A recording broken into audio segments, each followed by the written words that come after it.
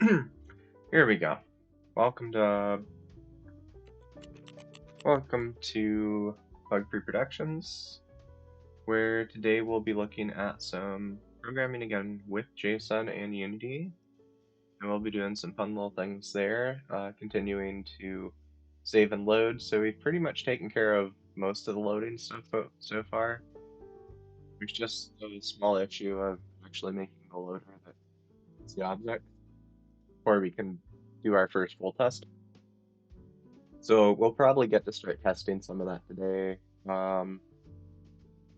towards the second half of this, which I think seems like a pretty good place to start, or a good goal to be, because you never know how long testing.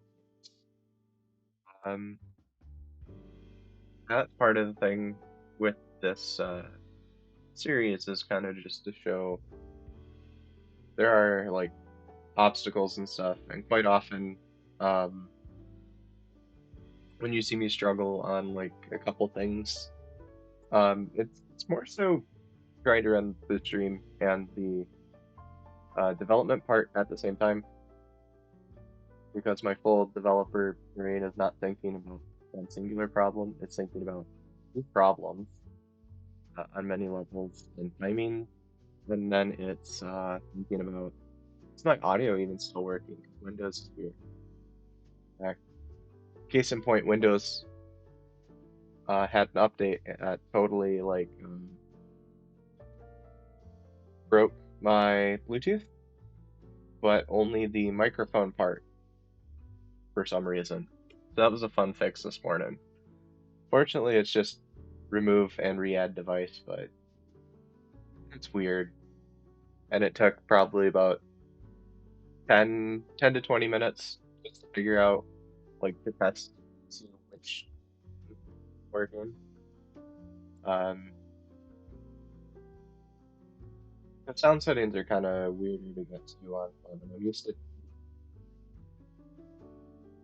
I I mean the original 8, Windows 8, not Windows 8.1, comically referred to as 9. So with that, I'm gonna go ahead and pull the tab open. Yeah, so we can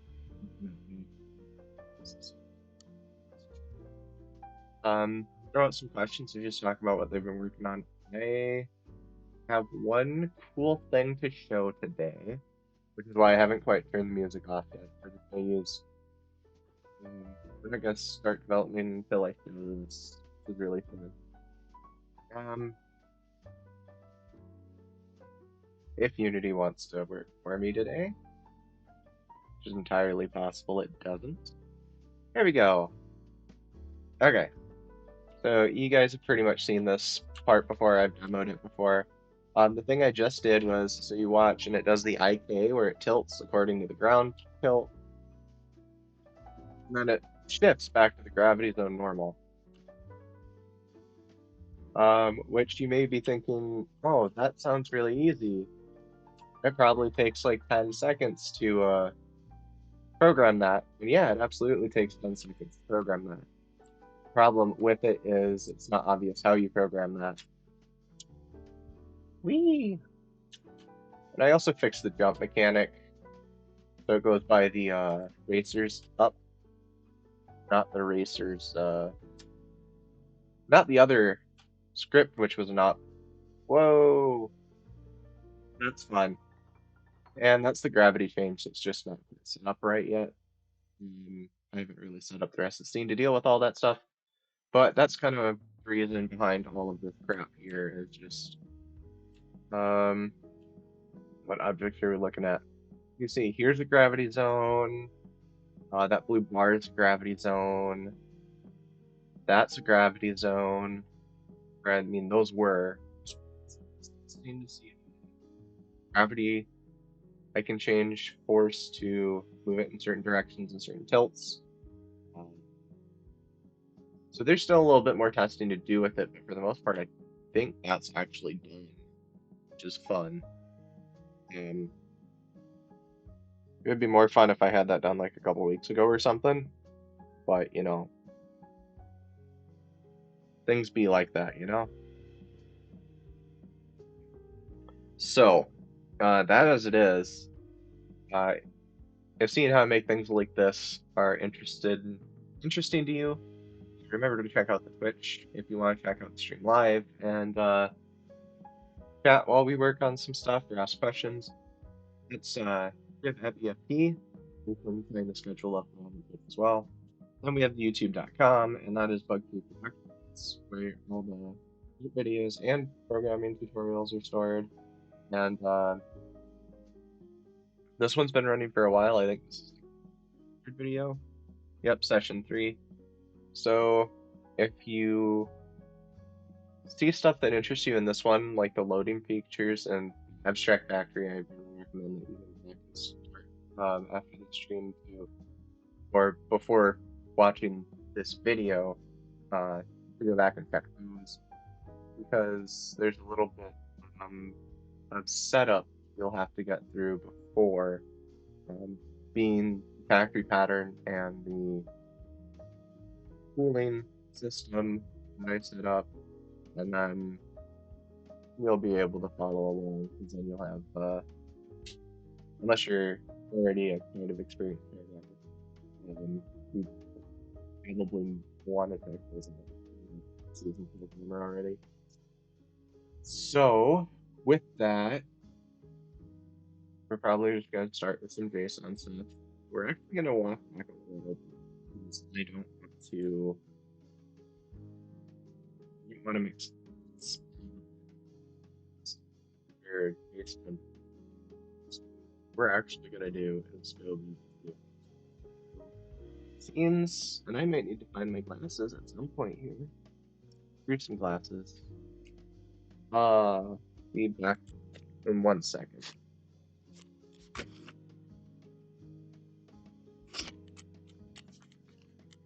Alright, and headphones are back. If you're a programmer and you don't have a set of blue light glasses, I strongly recommend you find some. For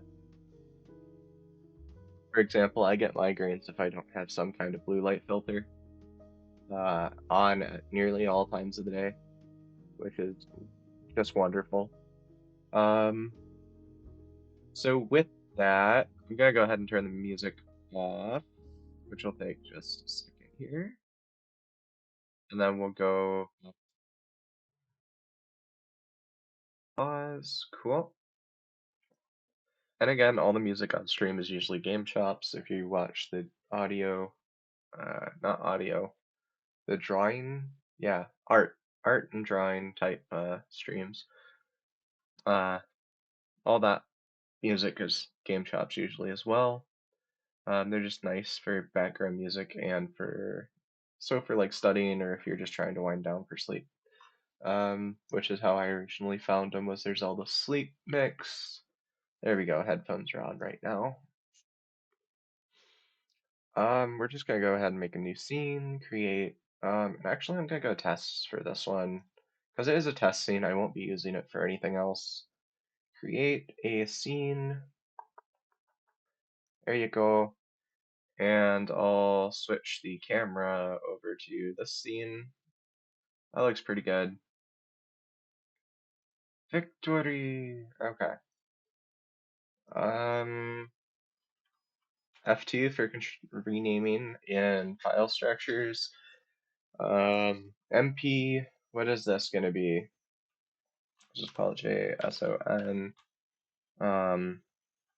underscore TST JSON test. Not super interested in what it is. It's not going to super matter. Let's go ahead and what is this? We didn't go to 6. We're still on 2022. So on 2022, we're gonna go ahead and kill the lights, I think. Yeah, you can still do that in 2022. Get rid of that directional light. And we got the main camera. I don't need anything that's not main camera. Our light settings should be the same. They weren't. I like 0.8 or 0.7. I guess actually for demo purposes, this can just be 1. It'll be easier to see.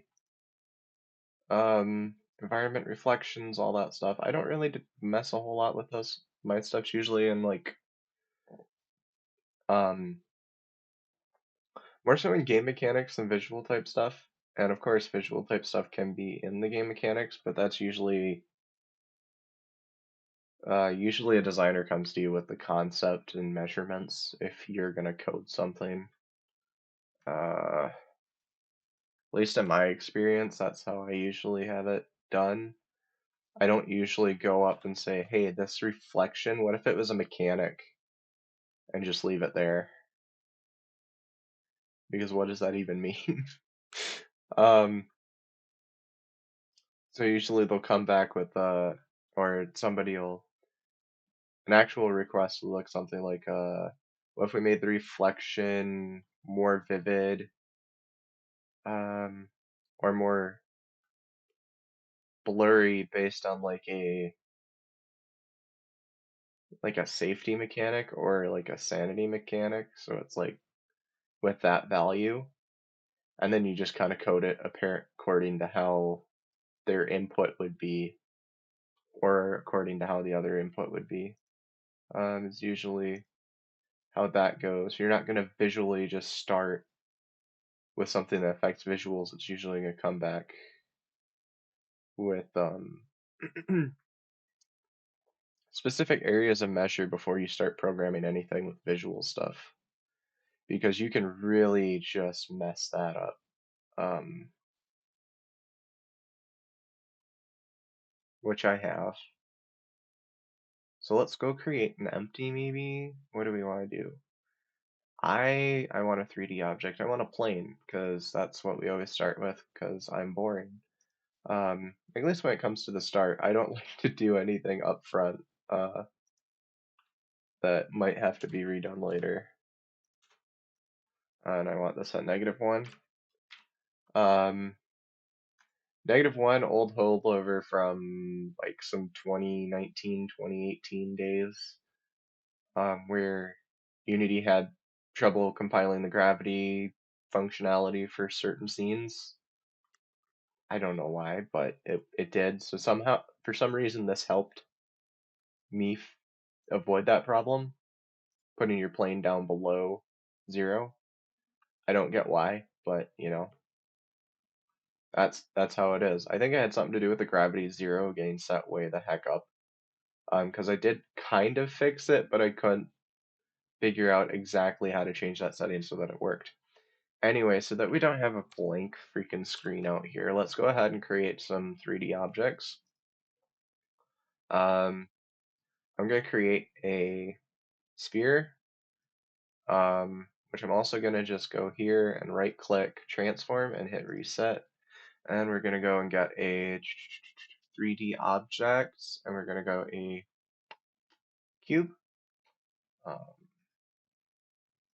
I'm going to do the same thing because I don't like differential.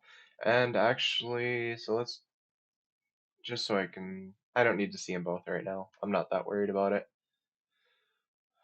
And then assets, materials, render materials. So I'm gonna go like purple. Whoop.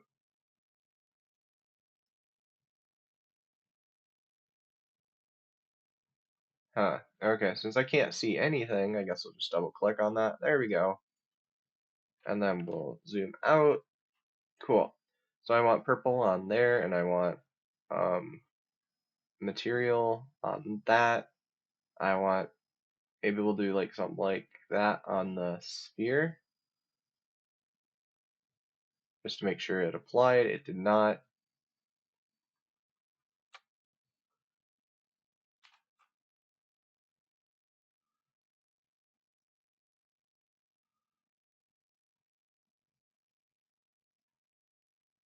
That's very metallic. When did I make that? Huh, interesting. I was probably just playing around making some weird things. Okay. Any rate, not super important. Then we're gonna save. I'm just gonna do that again. Make sure I didn't backtrack too far. So these three are all set up. Um, specular setup. I think I was working towards something with that. I don't remember what it was though. Let's go ahead and keep that set up that way. And I'm going to go back to my assets, my prefabs, and I'm going to name these actually different. So the idea is that you load these things from a certain like JSON file, and then we're going to read them into the world space. So the idea with that is that I don't want it to, let's just give these some object names. So sphere, I'm thinking like, I'm just going to call it chair, and then we got cube, which I'm going to call table.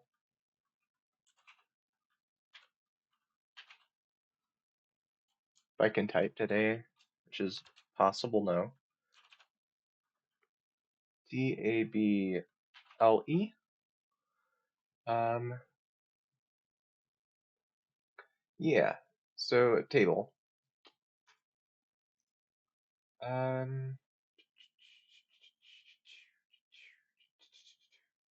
Eraser HUD. So then what's the next step? We want prefabs, that's fine. Chair and table. So I'm not actually sure that works the way I want it to, but whatever. Let's actually do this. So if I control click, left click, control left click, it'll select both of those without the uh, in between objects. You can go add component. I can do what was the name of it? It was like factory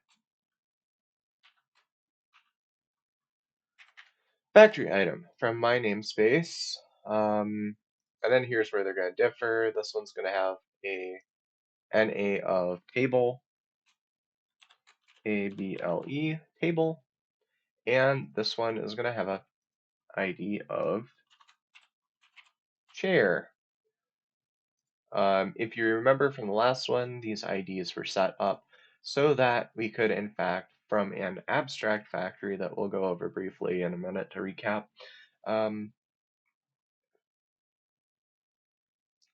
can reference the scriptable object factory that makes this, the generic factory that makes it, and then get the ID and determine which item to build or which factory to have create an item. And then it creates that item according to how that works, according to what it's passed into, and that sort of thing. And mostly I looked over it and there wasn't too much to change. So this is chair and this is table. I'm actually going to create a folder just for JSON underscore TST, and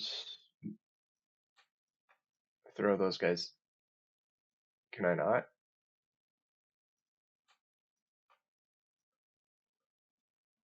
There we go.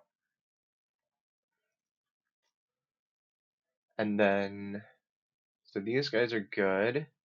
Let's go ahead and, so those instances are still fine.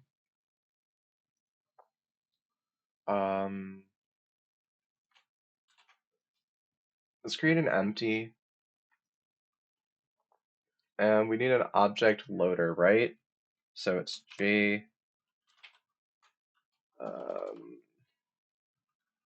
the object, placeable object,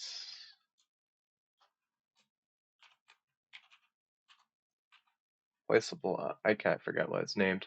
Let's just go over to my Visual Studio that I have opened. And we'll come back to this in a second. You should have this first part. plus the bracket on the end, and then this I added, so, and we'll go over that quickly in a minute.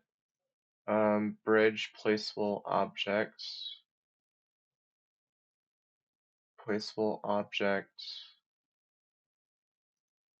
object placement reader, that's not what I want. Come on, did I close it by accident? Loader, here we go, placeable object loader, which is of mono behavior. I'm gonna just go ahead and get that, then go back to Unity, and then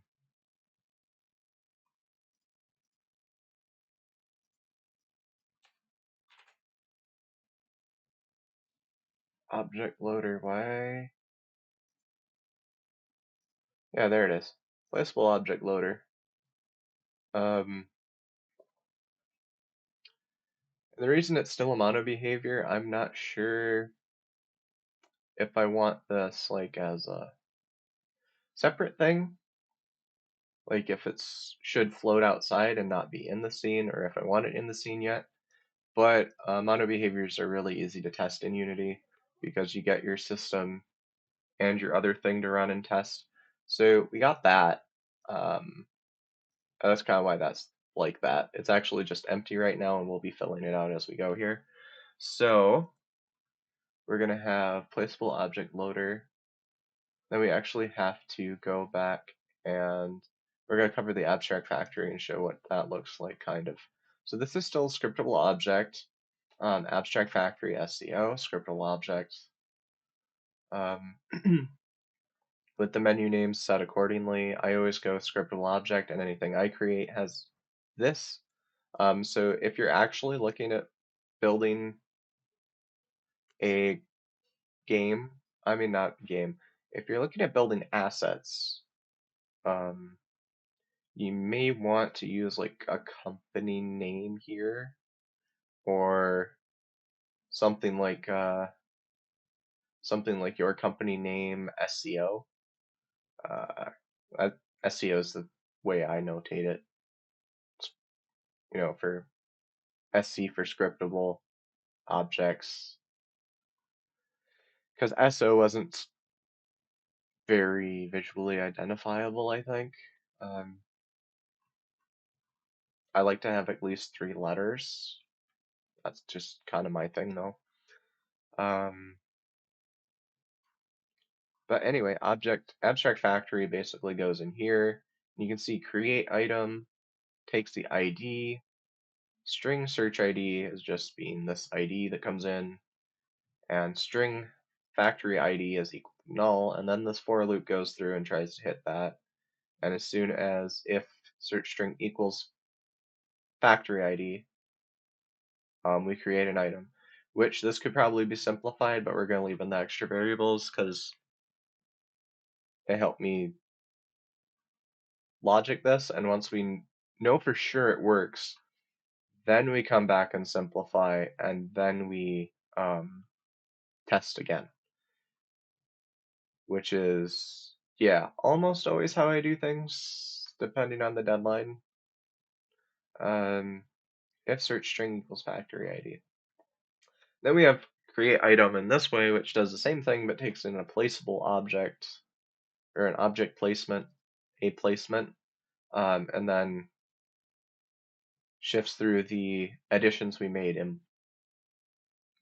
um, the generic factory and the factory item accordingly, um, to spawn that item correctly in the correct place. So that's all cool. And then what would we want to do then? So the reason I set up those prefabs is actually for this reason.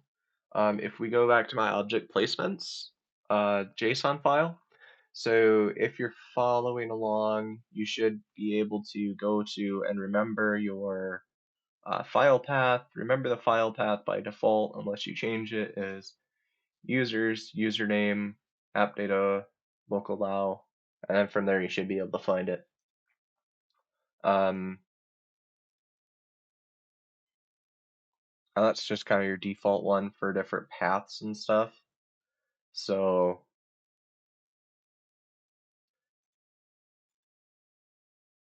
I mean, that's a quick Google search too. If you ever forgot, just Google search it, file path location for Windows. For Macs, good luck. Um, I don't use Macs and don't particularly build for them too often. I mostly focus on Windows and Android. Um, Sometimes iPhone. So there's nothing much else to look at. Object placement, basically when you open this up, you'll probably have like this item, like all of this, plus this. So quickly reading, this is object placements, meaning this is going to be the list of name object placements. This is going to be an array, meaning this is going to be an array. Um, this is meaning this is an unnamed item. It shall not be named. Separated by a comma, and then we get the next item with the next values. And this is how it saves. So this is what it'll read in and what it'll write out if we were to write an array, which we will do a save later. I just like to make sure all my reads are going in the right direction before I write, because I like to write all my information so that it reads back in the same. And if I can't read it back, um, I essentially don't know if it worked or not. Because I can print this out, right? Um, and I can read whatever it prints out as a string, right? Or whatever it prints out in this file. But I mean, that means next to nothing if I don't know for certain that it's readable by something else. So I always take a read first approach rather than a write first approach. Both are pretty valid. I mean, if you write something, then you just write something that reads it back. But I'll prefer the other way around, read then write, if I can help it. Because then I also make sure that my pathing logic is correct, which for me is easier to make sure I have correct if I read first. Um, Enough of that though. So we have two objects. We have an ID of table, and both of these establish on 0, 0. So it should spawn and align to 0, 0. Theoretically, if I have everything working correctly, and if not, I should get error messages from Unity saying something broke, and then we'll worry about that at that point. Let's go ahead and check out the script, or not scripts, the scene here then. I don't want table and share in there any longer. Game object, this is going to be called JSON loader. LOADER, JSON loader. And actually, with JSON, I like to, since it's already an acronym, I like to do that, which if it helps you read it, to put one there, a little underscore there, perfectly fine. I haven't seen any code that would cause an issue with that, but it's just more of a readability thing. Because if I had underscores here, they would all be underscored and there wouldn't be any spaces, which can be problems sometimes for the legibility challenged, those who have trouble reading written stuff. Uh, we're gonna go, so we got table.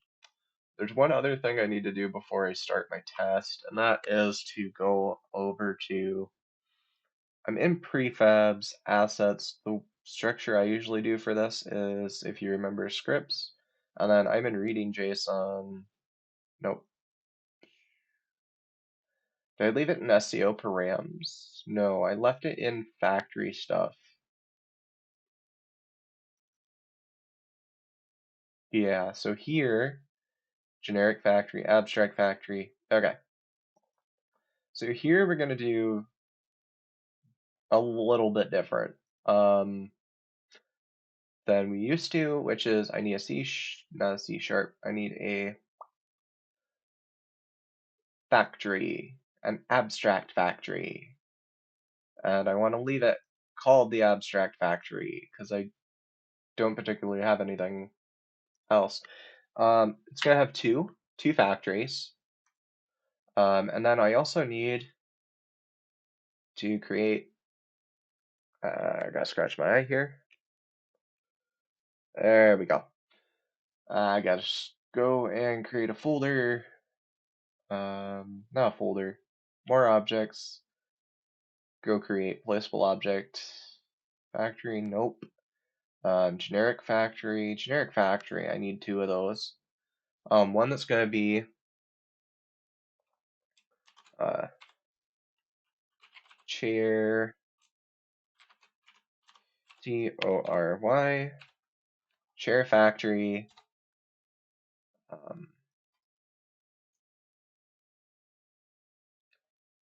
scriptable object, and it's going to be generic factory. And what's that going to be? It's going to be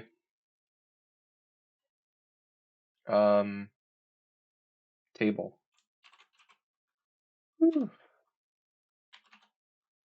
You can tell it's 6:30 because words are starting to slur. I don't want it to be called table. What's that? F2?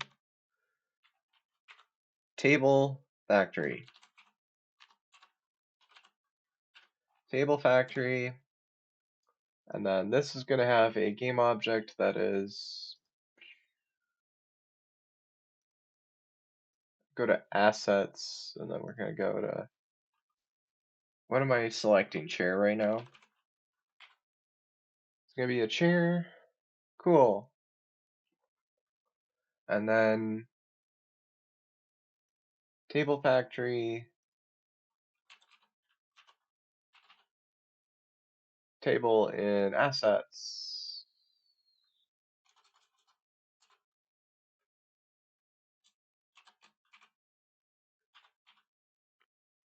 Come on.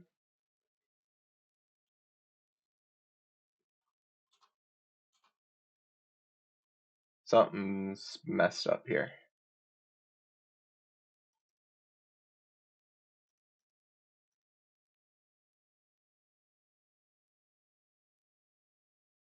Table.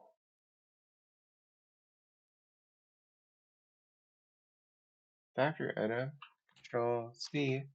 Why are you not?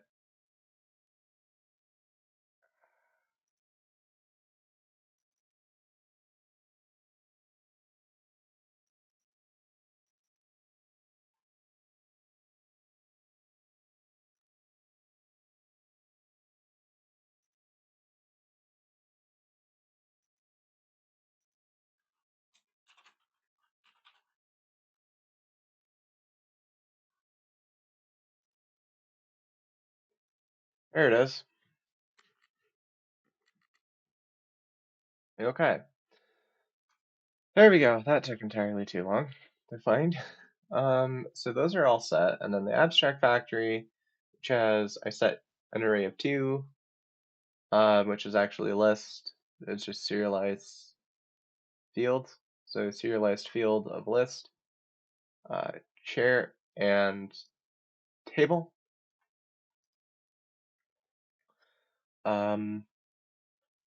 So this should be ready. Now we go back to my object place loader. And we're going to do some methods. We don't really need any vars right now, being that all we're really doing is we read in an array, or a list rather, we read in a list and do things on that. So actually I'm just going to do like an on enable. On enable.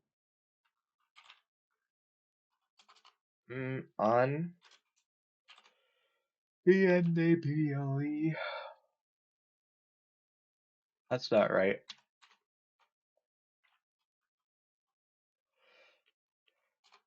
Oh.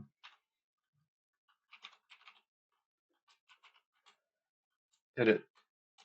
Alright, I guess I have to kind of just do it all. Okay.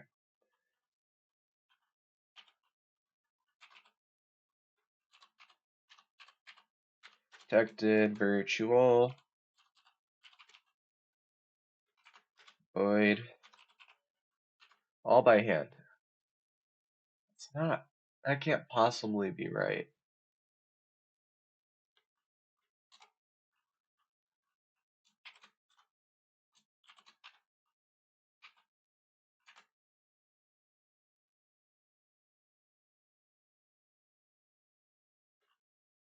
Uh, Come on. Let's go to factory item. There's an on enable, isn't there? Placeable object has one, even though we don't use it anymore.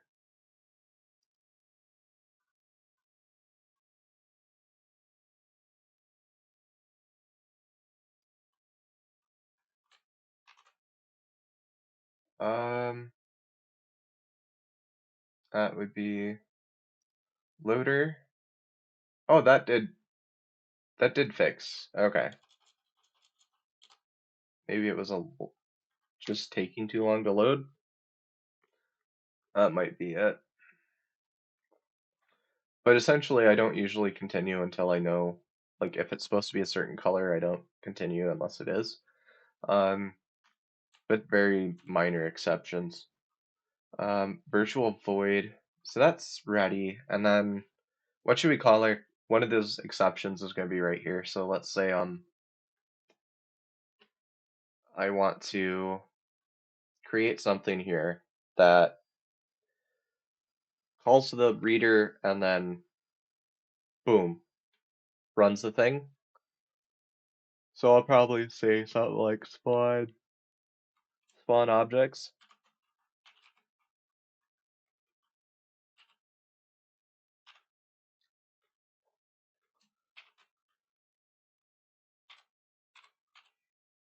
CTS spawn objects. And I'll just go grab this, and then I'll do something like, so this is going to be spawning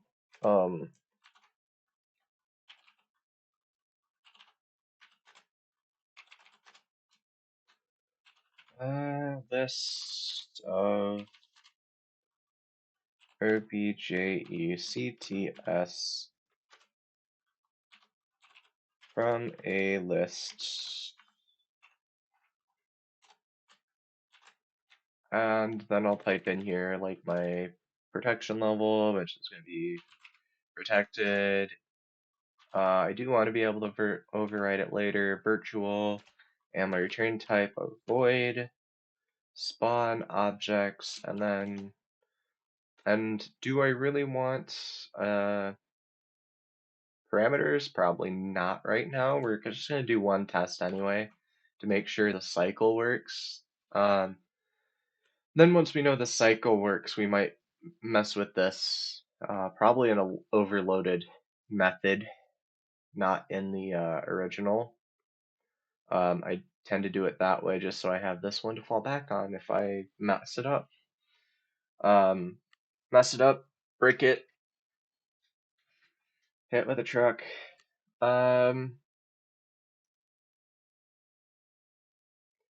So with the spawn objectives, we're just going to go, or spawn objects, we're just going to go and do some abstract factory, which, oh, there's actually a variable we need, isn't there? Be in the abstract factory. So I'm going to have an abstract, come on.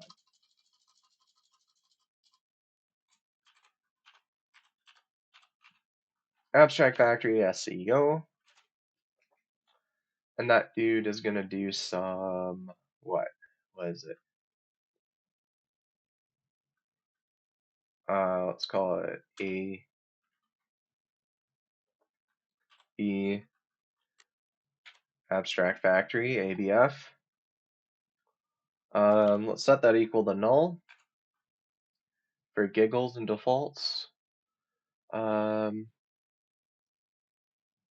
for giggles and defaults, and then when that happens, what do we need to do? We don't really need to do anything, and this is going to be a protected. protected, and it's gonna have to be a serialized field. So serialize the field. Reason being, I want it to be null, so if I don't find one, then I know I didn't assign one, etc. So I can also do an if check that won't run if it is false. And then we also do, so we can probably start with that. If ABF is not equal to null, and you can see how often I type that in by Visual Studio actually knows what or actually has some kind of guess towards what I'm looking for. If that's not equal to null, then I'm going to go ahead and start spawning the objects. So what would I need to do? I'd need to go to the ABF, or not the ABF. I need to use the reader. So if we look at object placement reader, what does the reader do? The reader is a normal class that uses the singleton pattern. If you're not familiar with the singleton pattern, you can either look it up or refer to the other videos I've done using it. But basically, it has a private static instance, which I could make the class static maybe instead of doing that, but I think it's actually more complicated to do that than to try and do this just because of access. Yeah. Any rate, it basically behaves kind of static because of this static instance. So it's available.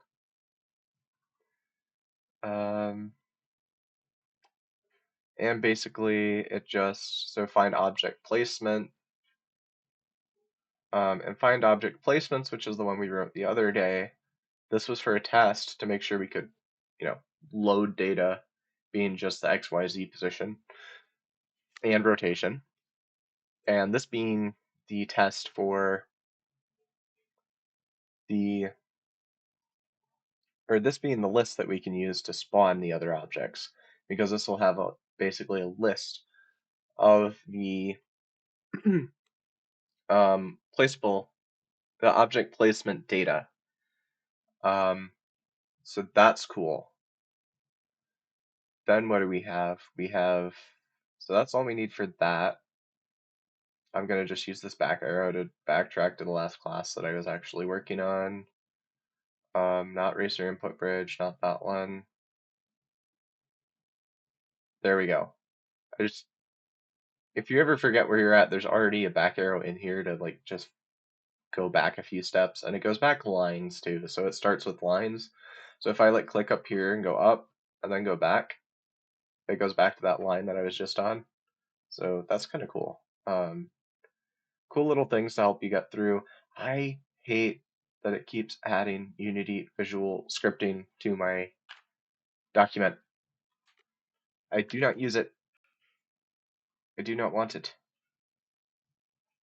I'm not that kind of programmer.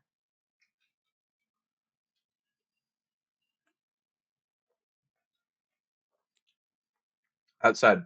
So all that stuff about ABF, we can actually just go object placement reader,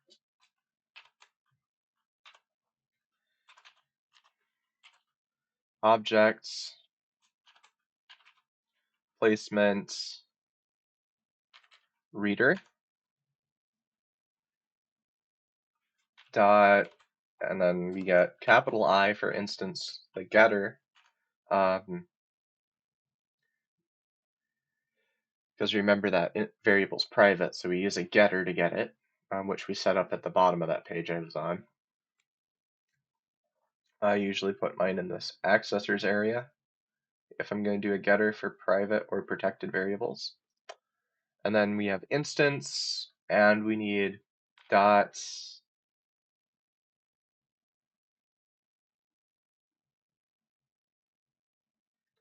and I actually need just need to go back there again, and that's because I need to know, because I don't have any memory of retention at all. The name of the thing I was just looking at. That's still in the reader. And then this instance stat. Okay. And then this returns the placements. So I'm actually gonna go control there. And then actually yeah, just control C. Then go back. Um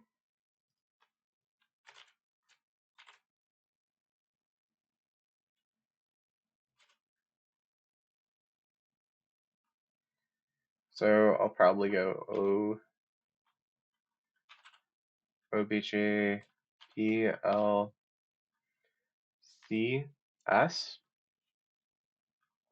equals that um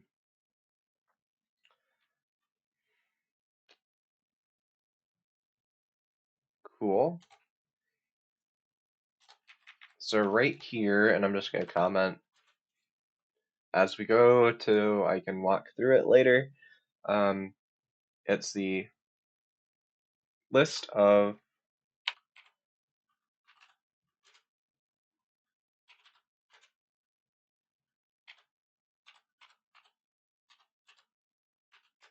object, list of object placements, list of object placements. So once we have all the placements, what do we want to do? That would be the next step in spawning all of these objects would be to actually spawn them. So simply with the ABF, since we know it's not false, we can do a simple create item. But before we do that, actually, we need to do a for loop, right? For each object placement, object placement.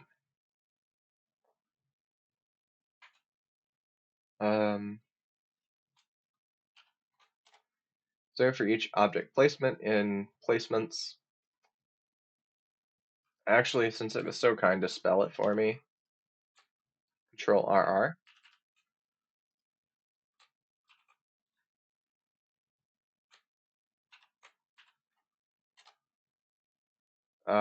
I'll go ahead and do that.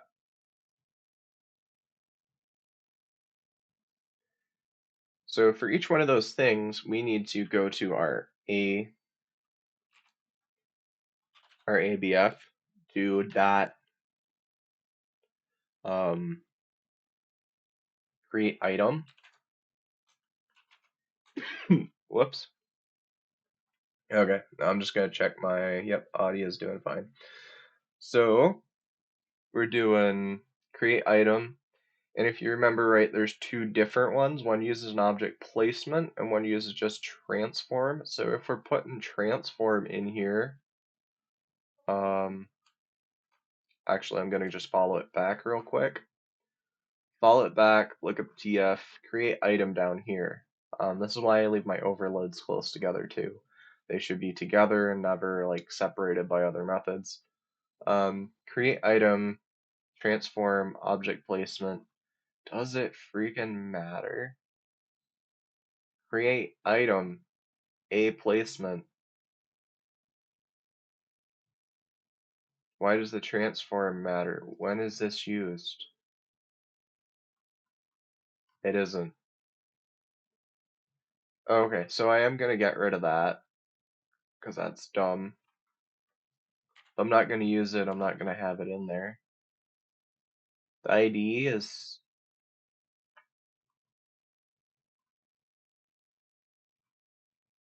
okay, so we remember we're abstract factory, so we do need the ID because we don't quite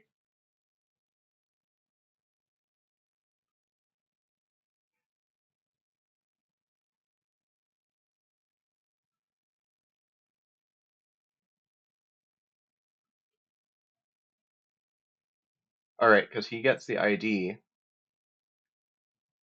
then runs that. But if we think about it, I knew I said we'd usually come back and simplify later, but that's a problematic simplification. Um, to the point where, because if you think about it, a string ID, this is like the string we're looking for, right? That's in the placement data. So it would be really stupid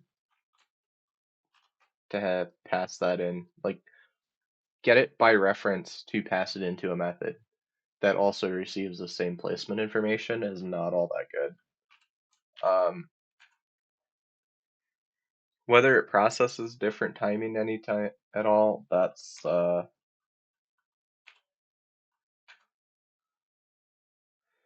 whether the timing is any different, speed wise or anything or resource wise, I don't know, but that just seems kind of dumb to me because I would look at it and have to be like, why do I need to send this more information that's in this other object? And then you just have less problems because then they can't screw up the string ID. They can't screw this up, basically, because it comes in as an object that has all that information that was recorded by systematically. So um, that worked pretty good. Factory ID is used when that's equal. They do the thing. If not, it'll just run through this for loop and end without actually doing anything, which is also perfectly fine. We'd probably want to do, we could put something like a return in here so that this method ends. Um,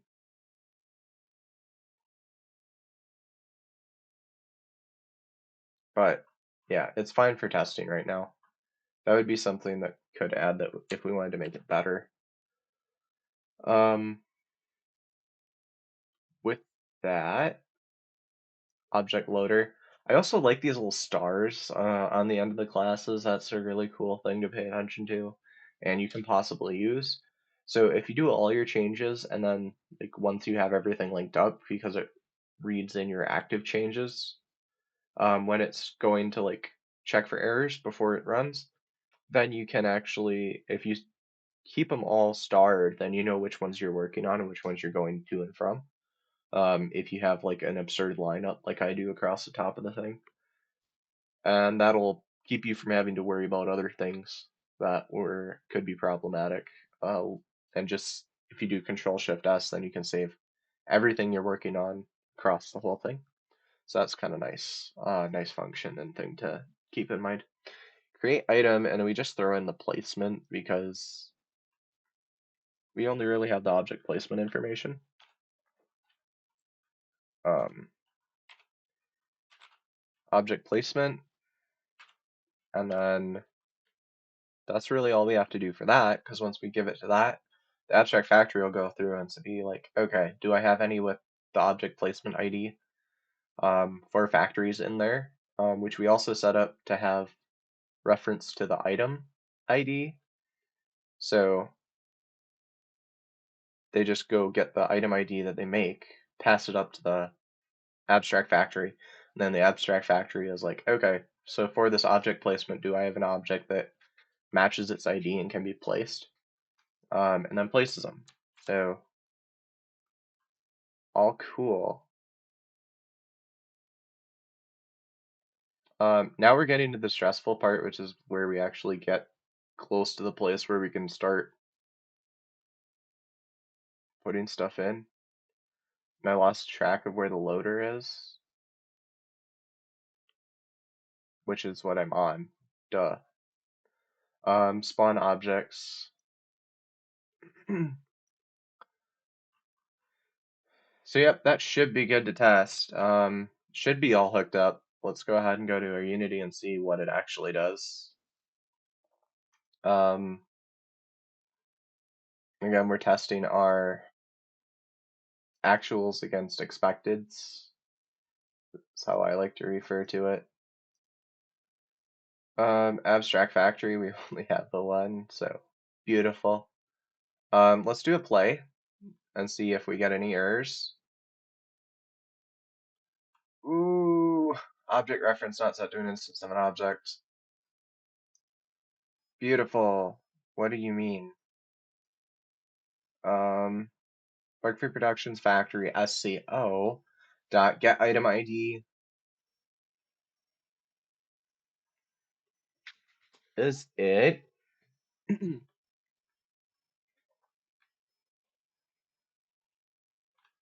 Hmm.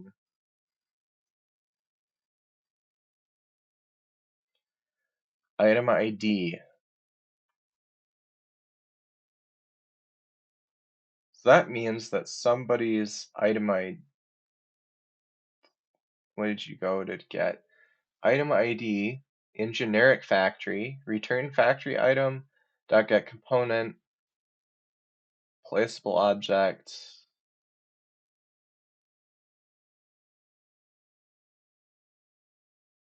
So obviously that's wrong. Why is it obviously wrong? Because we aren't actually using this class anymore. So I think I just forgot to add it. And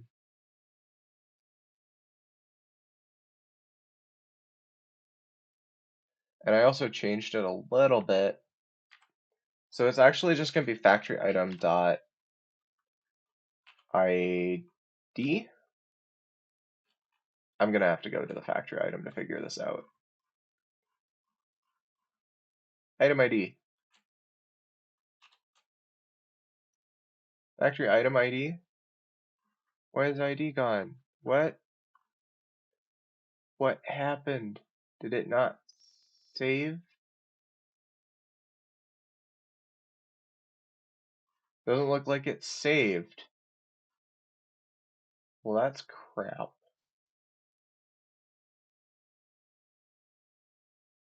Well, wait, that's should what? Okay, generic factory. Walk it back. Walk it back. Okay. Yep. Factory item.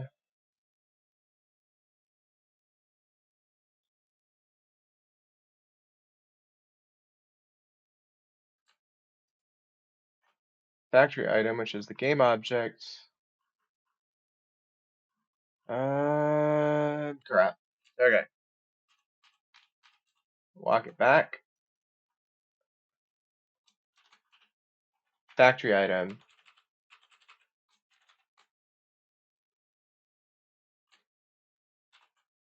Item ID.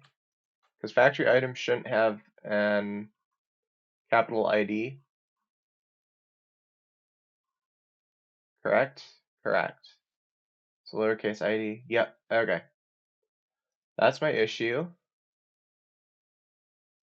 Why don't you recognize?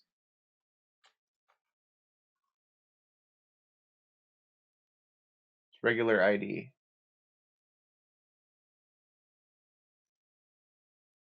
Item ID is okay. I don't know why I'm having so much trouble with that. Is it late? Maybe. Is it the apple cider? Maybe.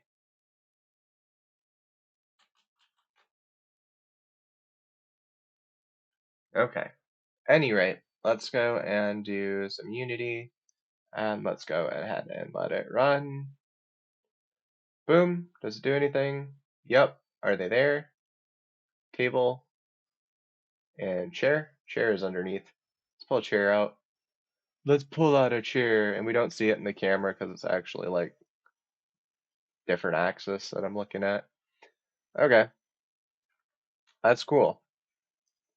So test two would be, if you can guess, would be to go ahead and go to the other thingamabob, which was our object placements, JSON file, and TP, can we just do like offset of 111 for chair? Back one, back one, back one, back one, back one, back one. Actually, no, I don't want the rotations changed because I kind of want to see, but I don't know. Let's just go ahead and run that, see how that works. And then we'll pretty much have our answer. Is it working? Is the rotation still working? Is the reading working? Let's do that. And then a play. And then a play. And then a play. Yeah. Right there. Yeah. Um, so with that, we don't have any console errors, so everything must be peachy keen. It's perfectly there. It's a perfect little sphere off to the top somewhere of a table. Um, but yeah, so that basically means our reading is working correctly. So if our reading is working correctly, what's the other half that we were talking about? It's the um, writing. So the abstract factory currently doesn't pool anything, correct? It goes to the factories, which create the thing and then put them to the pool or tell them what their pool is, and then the objects pool themselves to it. So cool, right? Not a big thing there. We actually should be able to use most of the structure to like reuse literally all of it and just tweak a little bit to do all the writing for us in the same format. So abs saver goes to the abstract factory, which goes to the multiple individual factories, which go to the pools that they have, which pass those up. Either pass them up or, yeah, it would pass them up, and then all of those pools getting pushed together are going to be our list that we just serialize and put into a new file. Not a new file, we're actually just going to save over this one that we have. Um, and then we'll probably look at trying to do some other stuff. But that basically gets us all of our setup. So I'm gonna take a quick water break. If anyone wants to uh, type in chat, I'm just gonna be talking about some stuff as we're doing some water. I'm gonna take a little mental break as well and just think about like this is a good thing. We're already here, and I'm gonna throw up my one thing too. We'll use this as kind of like the midway, so I don't lose all of my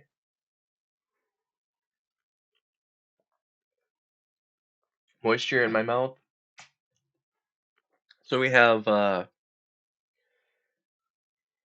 so thanks to all the new subscribers, followers, and everyone watching the videos. I'm gonna remember to like, subscribe, and share if you're watching on YouTube, and then just share if you're on Twitch. If we can get some when we get a big enough audience, when there's a big enough audience, I'll do my I'll probably just do a discussion, like a question and answer. I'm thinking would be the best one to do for um that rotation stuff that I just finished because it would be a horrible like there's a lot of moving parts and I'm not quite sure I'm the person to do a how-to on that sort of thing. Um at least not from scratch again. I can kind of show what I did and what I worked on and how I worked on it, what my approach was, but to do it like I have this JSON thing might be a little bit harder. Oh, my mirrors fell off. But anyway, so if that interests you, or if you want to check out any more of these videos and stuff, remember to check out the YouTube channel. And if you want to watch live, check out the Twitch, Jib at BFP, for the schedule on that and to see if you can make any of those times. They're at 6 o'clock, which is just the best time I could get set for if I have like friends that would co-host with me or co-record, depending on the day. Um, but yeah, so with that, I'm gonna take one more drink because I'm very thirsty.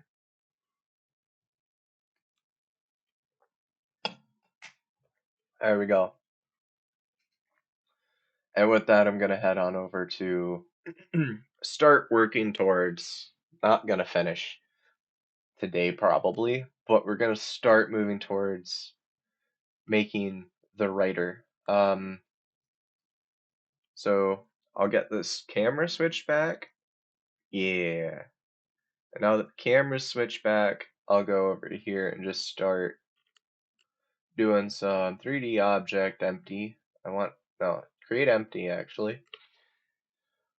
Reset the transform because I hate when I prefab things and they don't line up on 0, 0 where I instantiate them. Yeah, it's actually more of an instantiation thing that it irritates me because otherwise I'll probably set their alignment, but if I instantiate things, if they're not 0, 0 object center, they spawn like slightly off from the point I give them. Some, at least they used to. So remember that, especially if you want to spawn zombies or sparks or effects, whatever. Remember to zero out your transforms for your prefabs, because nobody's gonna like having to troubleshoot that. Trust me. I think they spent 3 weeks trying to fix this location spawner because of that. And then it didn't save, so they had to do it again.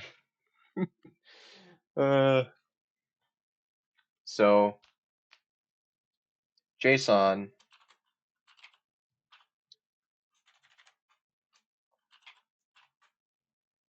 reader. This is not going to be a reader. This is going to be a writer.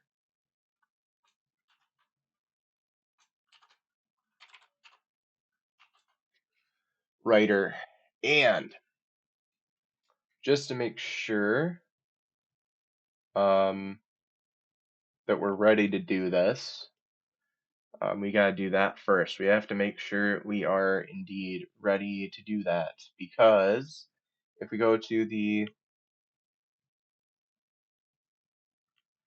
object placement reader, I called it a reader.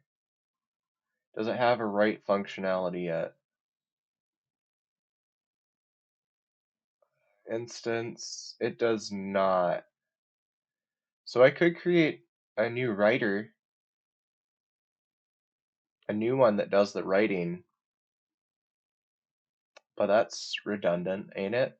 Yeah, it's really redundant. Placement reader instance. So what I would actually do is probably just, I'm using tools. Why does it?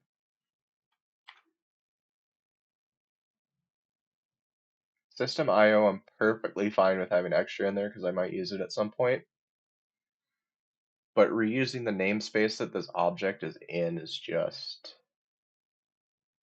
redundant again. I don't like redundancy, unless it's save systems. um, Meaning I don't like anything except keeping redundant save data. Other than that, like in programming, if I don't like redundancy, if I have 5 different methods that all do the same thing, I'd rather just static it, maybe. Throw it in a static class and extend something. That would be better for me anyways. Some other people might prefer it the other way, but I wouldn't. Let's do Control RR and rename this dude. Why? Because I just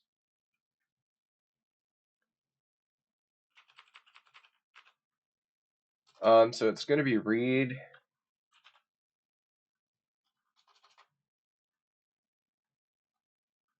I'm just gonna call it read write, WRITE, And using the rename function, it renames all of this referential data, or not data, but yeah, well, I guess it is data. It's all data. Um, but object placement, that just renames all that stuff that I would have to go by hand and do across the project. Um, yep. Which means, if you think ahead a little bit about that, this works great when you're making a package. This won't work great for people using your package. So once you publish a package, make sure that you never change, or before you publish a package, try and make sure that you aren't going to need to rename anything, or because you can do this uh, for your package that you're working on, but they cannot do that for their package of stuff that they made based on yours. Um, Food for thought on that, Saul. Um, especially with GitHub and everything being much more popular these days and stuff, and not being just like download and install a utility folder. Um, that's very important because pulling it from a GitHub, if they change the name of something, is really going to mess you up. If you're referencing their stuff in your code, more than use this system. Uh, at any rate, moving on from that soapbox, we have object placement read write, instance, list find object placements. I actually kind of want to rename that. And why do I want to rename that? Control RR read object placements. Um, because read and write should be actually in the freaking title. And actually, I'm gonna go ahead and Control C, Control V, object placements, and it's gonna be this is gonna be write object placements. And this writing object placements is going to be something to do with, okay, so it's red right now because of list, because of return type. And we're not going to return anything, we're just saving information. We literally care about one thing, and that is saving right now. We are not interested in reading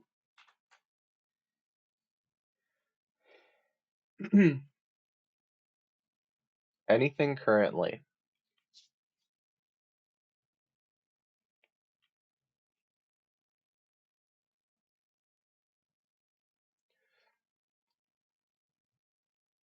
So this list is not a list, correct? Yep. This is in fact an array.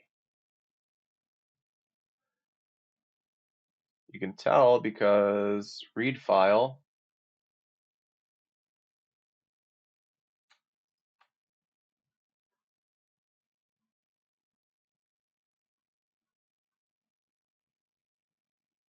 write JSON file stream writer equals new stream writer plus a path plus the path and object string. So string, okay, so we're going to serialize all of the JSON objects into a string that we then path to my write file. Write JSON file.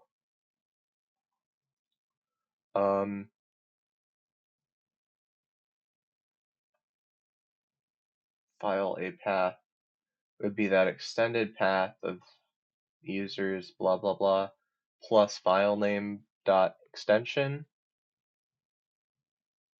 and then string of object, which is the JSON thing. So stream reader application persistent data path plus a path. Okay, so it uses this itself. Custom gateway JSON. I'm just kind of double checking that.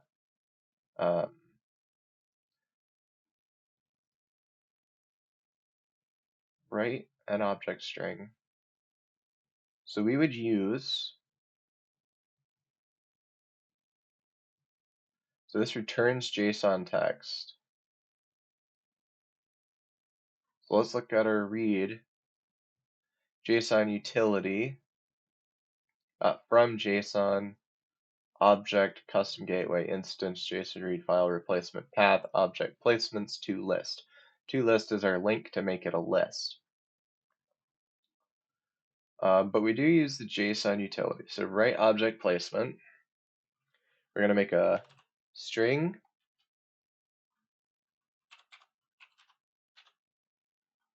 can't type JSON str. Let's make that str. Let's actually make that str equals JSON utility dot, and I think it's to JSON. And what's my parameter? It's going to be generate a JSON representation of public fields of an object.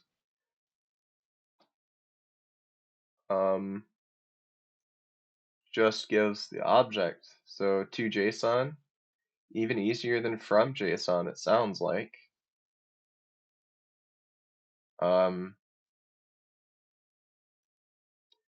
We can just pass in our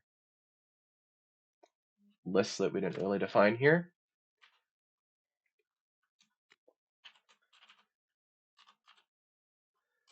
Place, we had it spell for us somewhere, didn't we? I don't know. CE placement LST.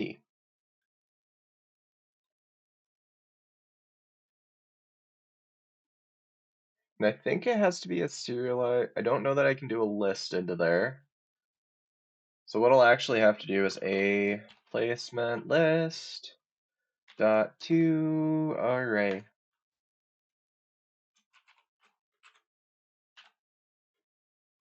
Now, ladies and gentlemen, that is why we use link. There's lots of other reasons. It's good for like being like a query type thing for object-oriented databases, I think is mostly what I would use that for, but sorting information is definitely very good. But it's also just got a lot of array extensions and array conversion and list conversion, list extensions, yada yada.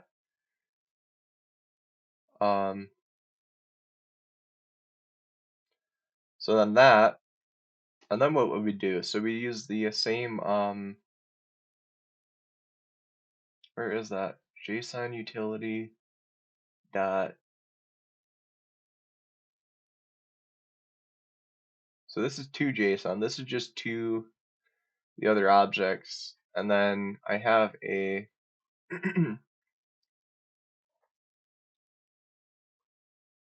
where's my JSON? Right. Let's just use the back arrow to find it. Too lazy to think about it.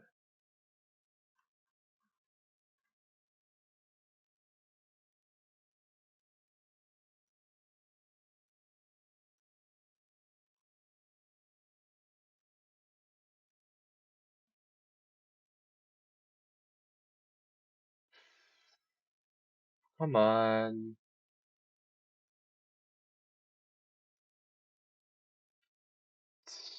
Did I not look at it? I probably didn't look at it.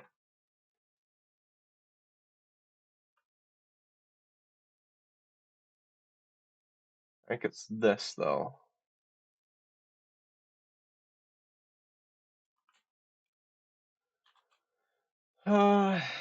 Yeah, that sounds about right.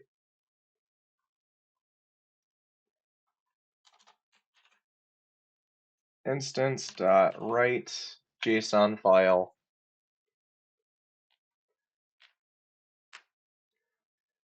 And that's kind of why we wrote the read and the write in two separate places. One for just JSON, so that we could reuse it for the multiple different paths and files that I want to manage. And here we have the other crap that I need, which deals specifically with the object placement saving, etc., and where that should be, what the file should be named, and how it should be accessed, yada yada, etc. Um, so it wants the placement path, which in here was just placement path.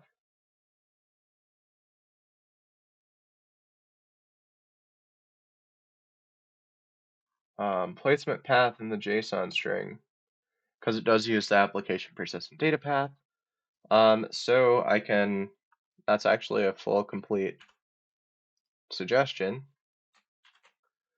So now this is the right placements method that converts our string, which is a lot shorter than the other one.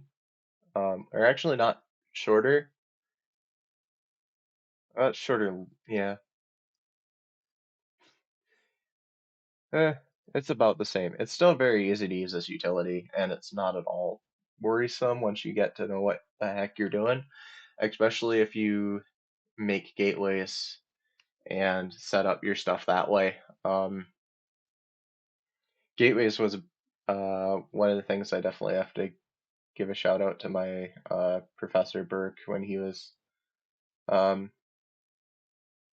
teaching my 122 course. He really put in or we had one question, at least one question where it was like building a file path or a file, not building a file gateway, using a file gateway.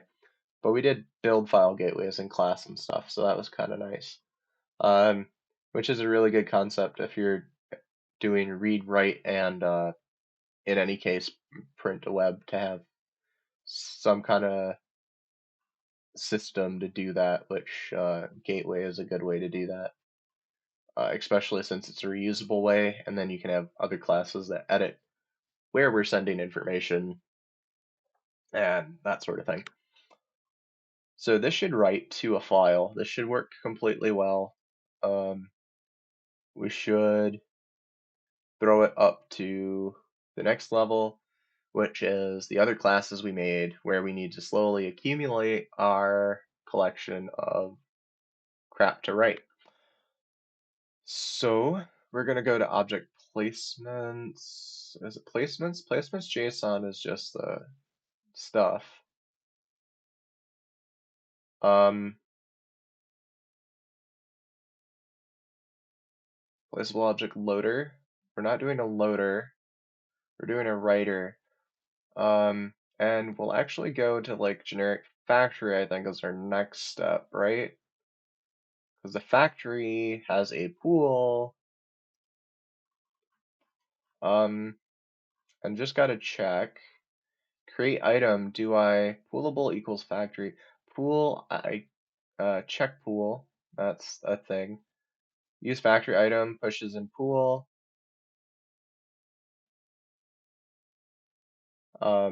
One thing in remembering in our specific instance that we're using here,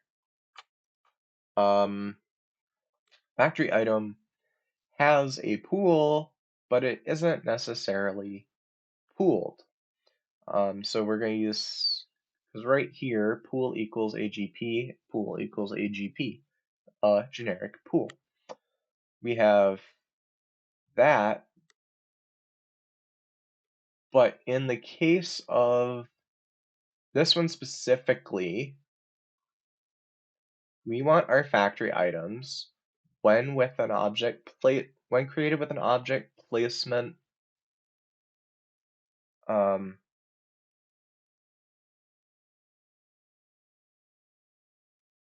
when created with an object placement, I want it to pool itself so that it's in the pool. Because if it doesn't do that, I'll have no way to know that I didn't just destroy the object, right? I mean, it could just not exist later. There's no reference to it. I can't go look for it. I could do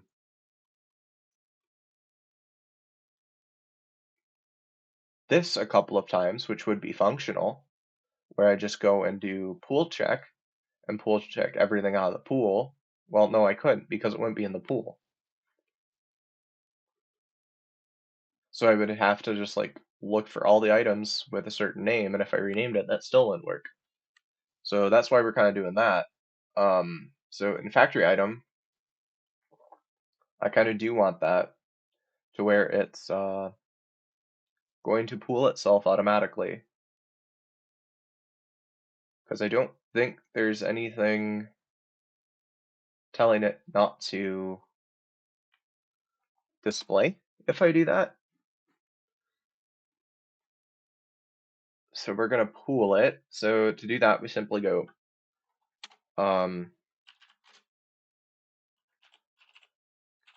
pool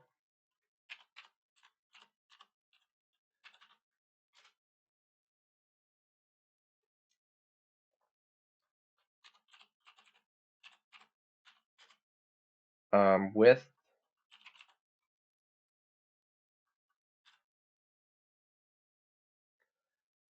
pool objects created with placement data.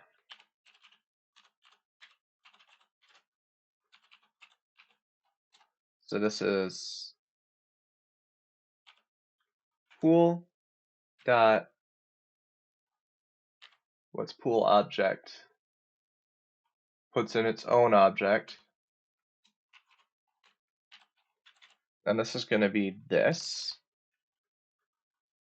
because it's this object specifically that is pooling itself, and I'm just going to go and follow back. It just in queues, puts it in the queue to be reused. No big deals, which is great. If you want to know more about the pooling system, go ahead and check out one of my earlier videos. It's really good on pooling. I think it's actually like 2 video set, but whatever. So it's a little long for. I know some of these videos are probably a little long form, because they're streams and kind of live dev sessions. So um, I don't fault anyone for getting kind of irritated if one of them's long, but um, it's also not going to be overly complicated either. And even if it is, you can stop it or just type along with it and usually get it done. Um, so pool object, so that's pooled. One other thing I should probably do if, like, looking ahead, I know these objects might get destroyed. Say I want to remove a table from the scene that I don't want to load anymore. I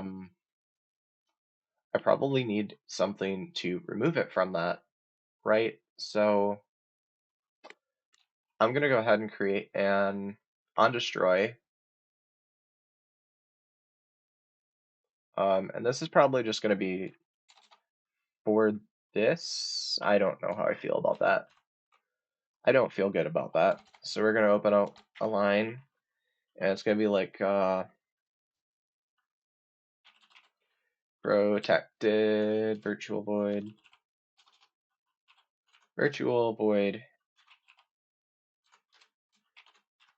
EESTROY.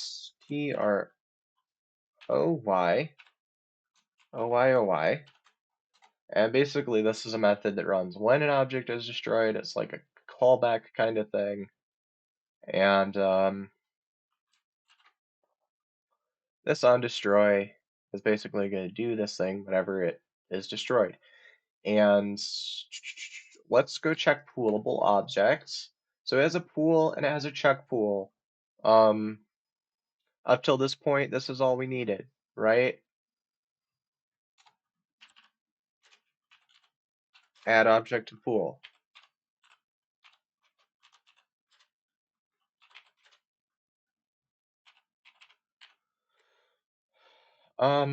But at the same time, this is also what not the very most that we need.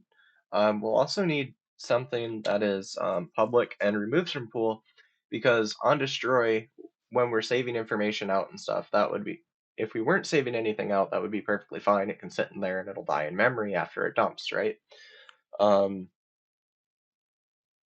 Being that it could possibly be destroyed and it needs to remove itself from the pool because we're using the pools to save, we need a new method to remove that information. Virtual void um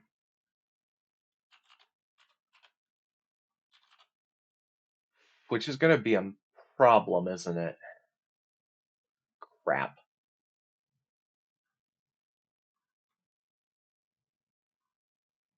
Okay, well, we'll deal with that bridge once we cross to it, because you'll notice that a queue is not going to be the friendliest data type to do that with.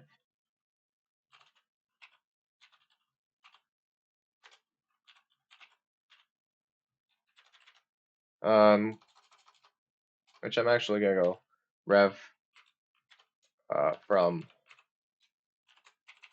pool,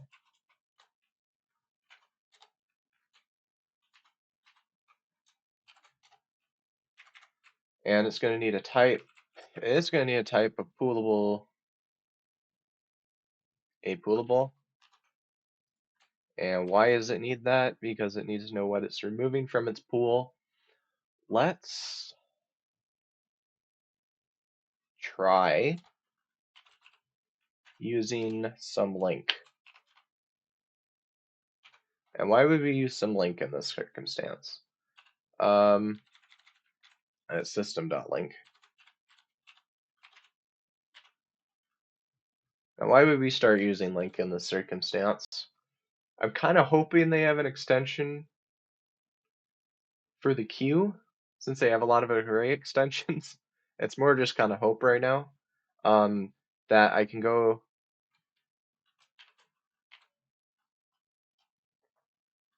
make a list of type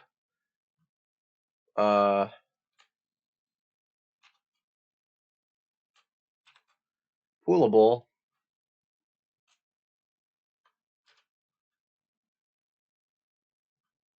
and we're gonna go new pool, which I don't do new, I do n p o o l,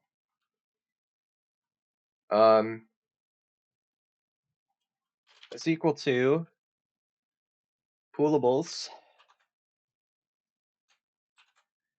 dot to list.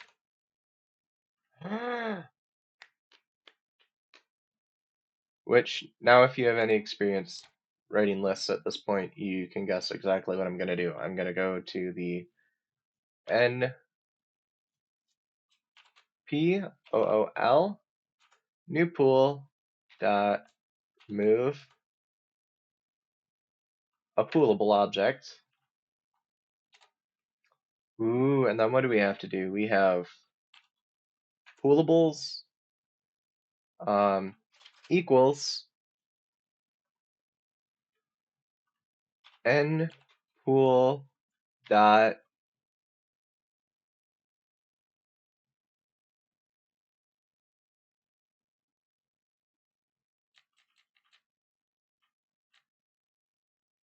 hmm,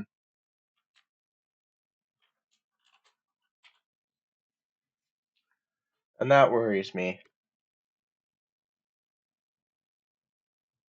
But does it work? No, it doesn't work. Crap.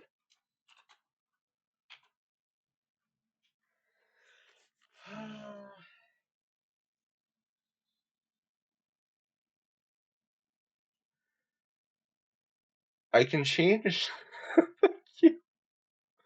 I can change the list to a dictionary, but I can't change it to a queue. That's so funny. Okay, I guess. So since they're in the list,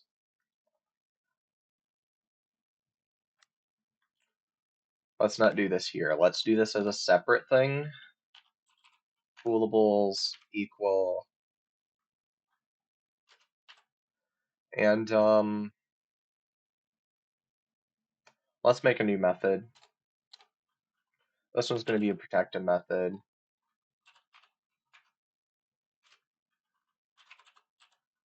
Virtual void.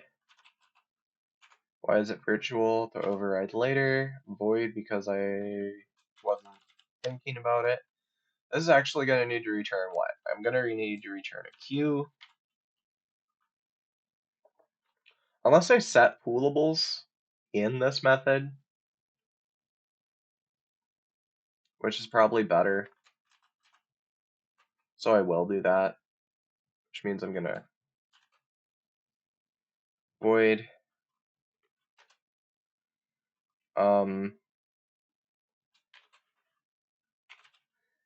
And actually, this would be better off throwing in my free tools. Yeah, it would be, wouldn't it?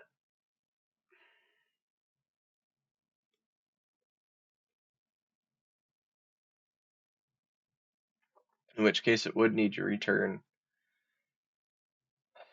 Alright, yeah, I'm gonna put it poolable. Yeah, I'm gonna do that. List to Q UE? I don't know. Control V. List to Q. This method takes in a list. I'm just gonna go grab that list. Poolables.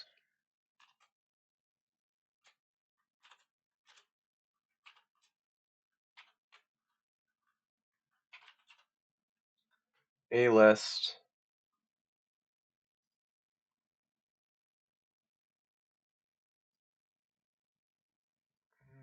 Can I just do a type T? Can't do a type C.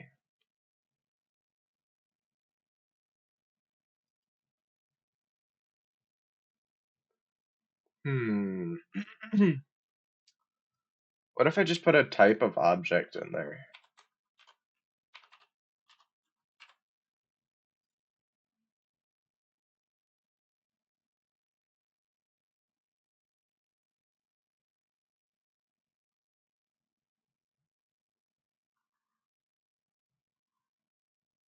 That should work. Object just being the base class that everything comes from, except for interfaces, obviously, hardy har. But that will make it a little more adaptable to other things I want to do that aren't necessarily poolable.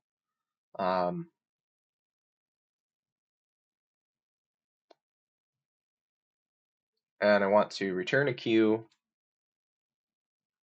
Q, U, Q, U, Q of type. But in this case, it's going to have to be a type of poolable, isn't it?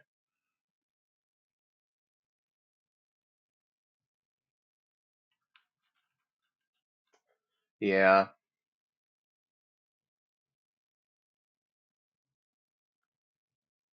Nah, forget it. We're just going to do this the easy way and get somewhere tonight. Void, list to queue, list of poolable. Just get somewhere tonight, right? So then if we think of a list, I'm sure that it's putting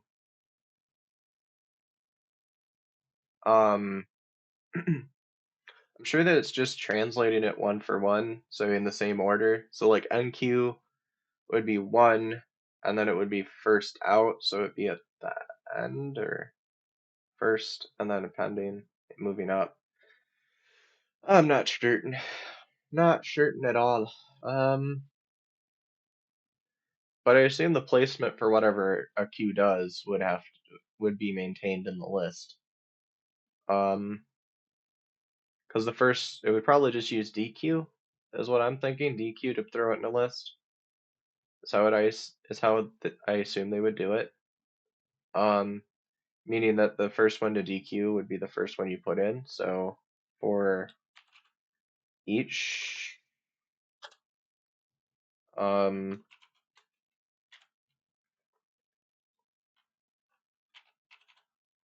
poolable poolable in poolables, we so list to queue, and we're going to clear poolables, which is also not quite right. This is a list, because we want to pass in a list. Then poolables, we want to, can we just do dot empty?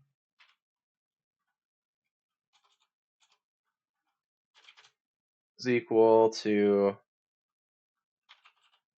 new queue of poolable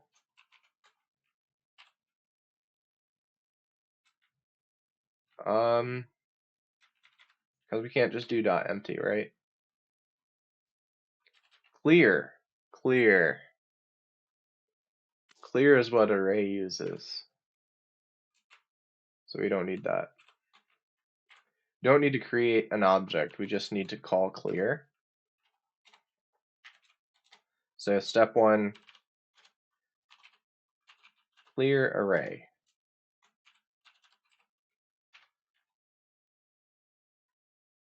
Second step,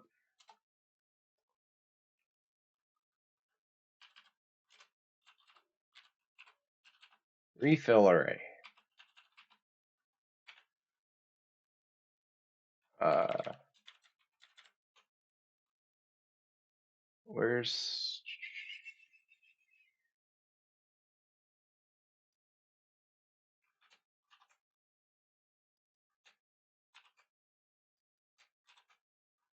clear queue, refill queue?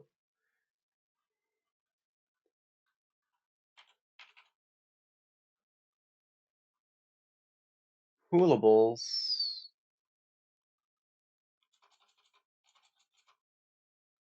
POO poolables dot NQ. Wait, we can just, can we?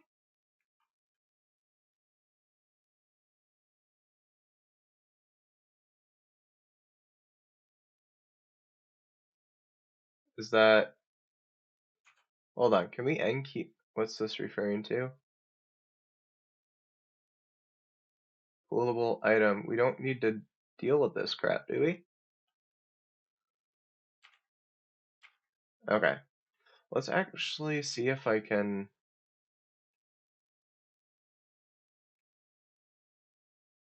I just do a list?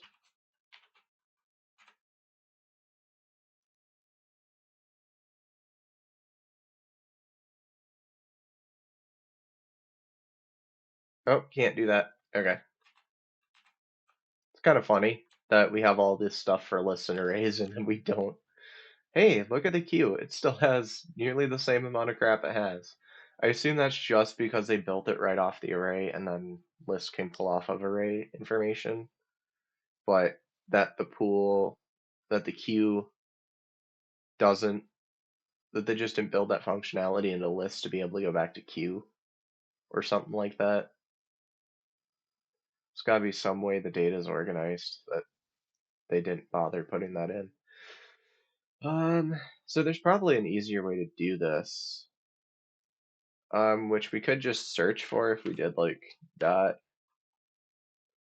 E, but it doesn't look like there is one. What's aggregate? Average, I think that's just summation.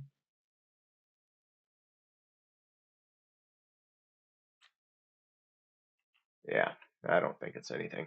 We'll skip it. It'll be fine. So, yeah, it looks like this is about where we're gonna get for today. Um, I'll still do a little bit of stuff here for a little minute while I'm typing up, but yeah, so just remember that we have, what is it? One, we'll go for like 5 more minutes, 10 more minutes. It's not that bad because we're just going to finish typing up this poolables and probably talk through some of the problems that I'm going to be fixing here. If not in the next couple minutes, and we'll do it next week. Which is, I won't open the calendar right now, but we'll see later. It's fine. So we enqueue everything back for each one in there. So it just creates that sort of thing. And then what do we have to do up here? Of course, we have to, which actually I'm going to go ahead and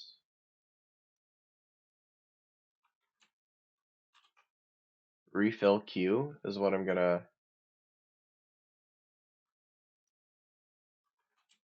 RE refill queue.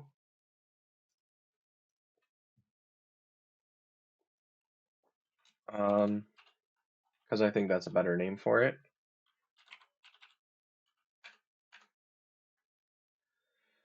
We throw the new pool in there, clears it, writes it, all good.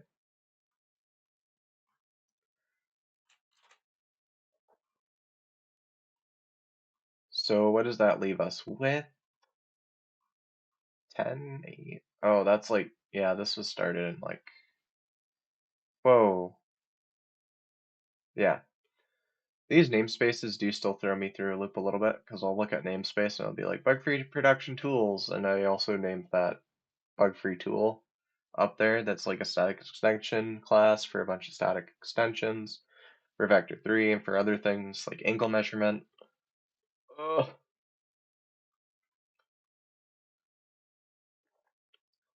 So yeah, so we have remove from pool, which would do that.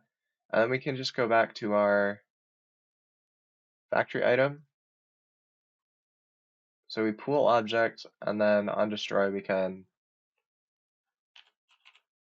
pool dot remove from pool, pass in what we are, which is this. And we all save here.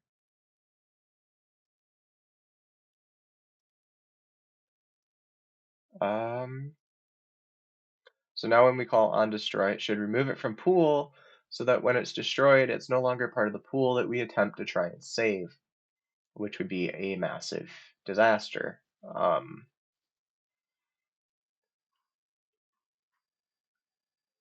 With that, we're going to look at object loader.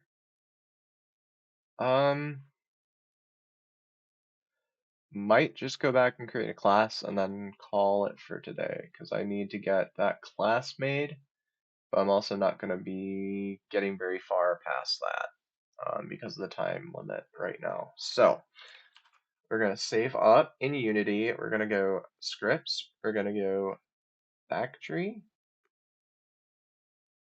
No, we're going to go JSON. Reading JSON. And then we're going to go not custom gateway, other placement, object placement, placement. Where did I save loader? Oh, well, it's just loader.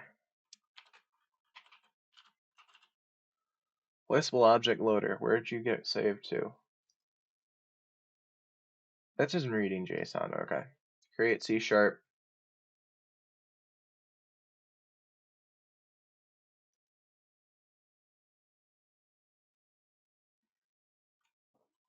PLACABLE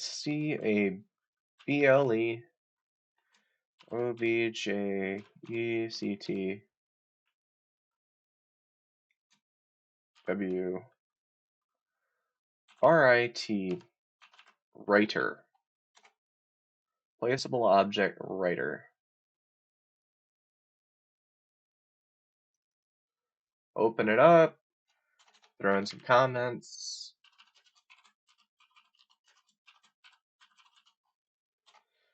And then we got like what? 12/11/22/4. Cool. Let's open up a little more space, and then we'll open up more space. And to open up even more space, we'll do namespace. Bug-free productions. Bug-free productions. And this, go in my toolkit.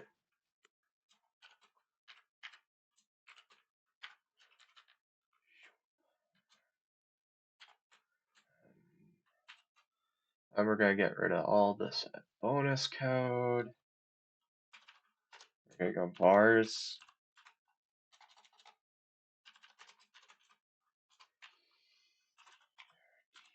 Methods.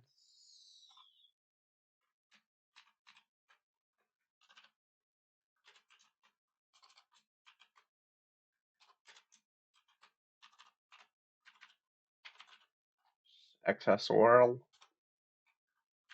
Accessors.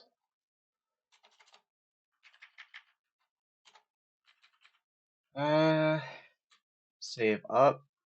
And this is where we'll start doing, we'll probably pick off. We'll probably pick up from here for next week at the normal time on Wednesday to do some of this stuff. And basically what we're going to do is we're going to, what is it? Test writing an object. So to test writing an object, what are the things we'll have to do? We'll have to go ahead and make a, go to the abstract factory and write all of it in the multiple pools. So yeah, we're not gonna get that done tonight, but we'll do the actual writing and the pooling and collection Wednesday. So with that, I'm gonna go switch cameras again. Maybe I remember how to do that. So if you're enjoying watching the videos or watching live streams, make sure to go and check out twitch.tv jib at BFP for your live viewing. And if you want to go check out the schedule, it's up there. We do Tuesday and Wednesday now, so it's Tuesday and Wednesday art and software development at 6 o'clock, both days. So hopefully we'll see you there. And if you're watching the recordings over on YouTube, make sure to like and subscribe. And consider following on Twitch and coming to the live streams if you want to learn something specific, or if you want to talk about something specific, because I know there's some when you first get into game dev, there's a lot of topics, and you're like, what ones do I look at right away?